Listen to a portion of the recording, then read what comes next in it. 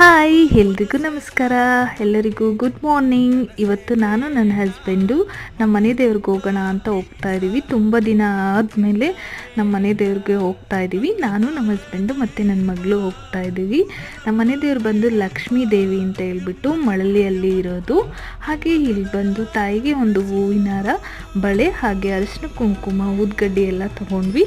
ಅಮ್ಮ ಮನೆಯಿಂದ ಗಿನ್ನ ಮಾಡಿದ್ರು, ಹಾಗೆ ಗಿನ್ನ ಮತ್ತು ಹಣ್ಣು ಕಾಯಿ ತಗೊಂಡು ಬಂದ್ವಿ. ನಾವು ಬಂದಿದ್ದು ಸಂಡೇ ಆಗಿದ್ದರಿಂದ ತುಂಬ ಅಂದರೆ ತುಂಬ ಜನ ಇದ್ದರು. ಸಂಡೇ ಮತ್ತು ಫ್ರೈಡೇ ತುಂಬ ಜನ ಇರ್ತಾರೆ ಇಲ್ಲಿ ತಾಯಿಗೆ ಪೂಜೆ ಮಾಡಿಸೋದಕ್ಕೆ, ಹರಕೆ ಕೊಡೋದಕ್ಕೆ ಎಲ್ಲದನ್ನು. ನಾವು ತಂದಿರೋದನ್ನೆಲ್ಲ ಒಂದು ತಟ್ಟೆಯಲ್ಲಿ ಹಾಕಿ ಪೂಜೆ ಮಾಡಿಸಿದ್ವಿ. ತಾಯಿಗೆ ಮತ್ತು ಎದುರುಗಡೆ ಇರೋವಂಥ ಕಂಬದ್ರಾಯಂಗೆ ಎರಡಕ್ಕೂ ಪೂಜೆ ಮಾಡಿಸಿದ್ವಿ. ಒಳಗಡೆ ತುಂಬ ಜನ ಇರೋದ್ರಿಂದ ಪೂಜೆ ಮಾಡೋಕ್ಕಾಗಿಲ್ಲ. ಸೊ ಈಚೆಯಿಂದ ನಾನು ಮತ್ತು ನಮ್ಮ ಹಸ್ಬೆಂಡು ಇಬ್ಬರೂ ಪೂಜೆ ಮಾಡಿ ಭಕ್ತಿಯಿಂದ ಅಮ್ಮನ ಆಶೀರ್ವಾದ